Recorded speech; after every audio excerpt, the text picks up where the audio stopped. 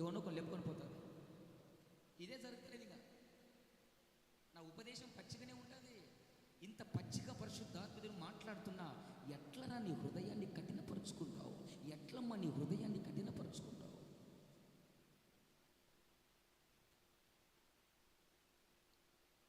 బాప్తిసం తీసుకునికి సన్నవిల్ల, యవనమ్మ లేచిపోనికి పెద్ద పిల్ల కదా.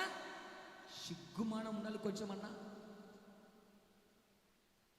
ఇప్పుడు ఎందుకు లేనా మా పిల్లకు, ఇప్పుడు ఎందుకు లేనా మా పిల్లోనికి, రేపు ఎవనో కొన్ని పక్కింటి దాన్ని లేపుకొని పోయినాక అప్పుడు ఇద్దరికి ఇచ్చాములేనా ఏంటి లేచిపోయినాక. రక్షణను పొందకపోతే, మారు మనసు పొందకపోతే